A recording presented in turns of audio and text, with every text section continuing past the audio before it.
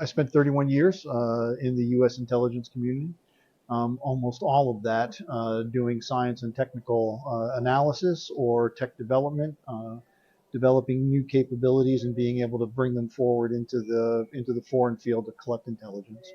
Um, Spent, like I said, 31 years in the U.S. intelligence community. I had the Can you say great which part of the intelligence community you worked Yes, I in? had the great good. So I was in the CIA for almost all of those years, except for two, where I was at the Office of the Director of National Intelligence as the Deputy Director of National Intelligence for collection, which had oversight over the community's collection operations.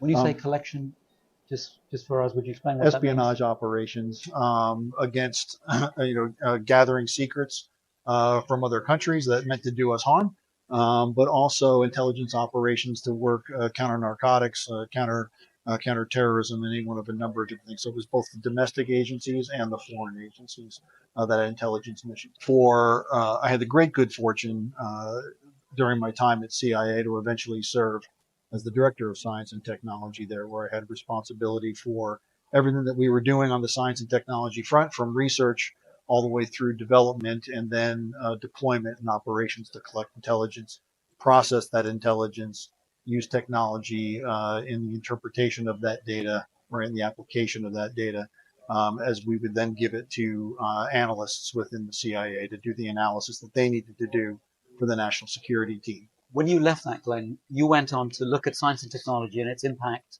the positive impact in the world at large. What was that next phase of your career? So the next phase, after I retired from the federal government, was I joined a company called In-Q-Tel, which has been around for well over 25 years now, and they are a strategic investor, strategic tech investor.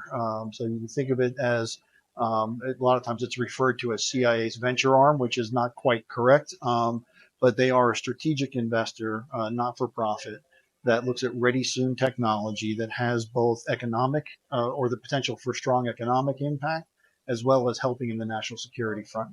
And so In-Q-Tel identifies those technologies, brings teams together of venture players who make an investment in that technology and then bring that technology forward, oftentimes with what we would call a work program or an evolutionary step that would modify the technology in a way that in many times makes it even more fitting for the economy or more fitting for national security. And in the most recent work you're doing, how is that somewhat different from that? So what I'm doing now, I'm working as the chief strategy officer for a new not-for-profit called the Noble Reach Foundation. And what we do there is we are not investors. We are a team that does two things. We focus on tech translation, that we think we identify tech that's still in its research phase. And while the research is still going on, we bring teams of experts in, former CEOs, folks who have been through the valley of death and translating research into technology, into product. We bring embedded experts in who have different experiences in key technical areas like biotech or in lasers or in AI, right, machine learning. We'll find the right experts, bring them in, work with the research team, and put them on a path towards commercialization. But the technologies that we identify aren't just for the economy. We're also looking at ones that we think could have real social impact, right, Yes. and an impact for good.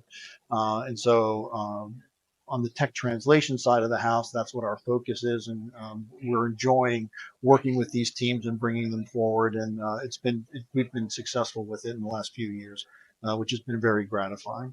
The other half of what we do as Noble Reach is the talent side.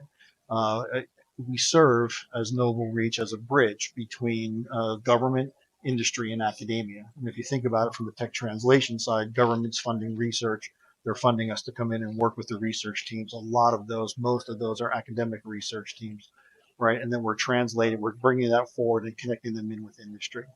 On the talent side, we're still acting as that bridge between those three. And we have a vision of creating a new cadre or a new interest in government service, in helping students, graduates, right, see the value and see their careers and see what they can do in their career that actually is mission oriented and helps move right? Some of these key Yeah. missions for, for the country and for our allies. And so we have a vision of, we talk about it going from why to wow. Talking to students and talking with folks about career or potential service time with the government, which for many that's why would I do that? But what we want to do is give them experiences through internships, scholarships, fellowships, where they realize how important this work is, how meaningful it can be, and that they can serve with their skills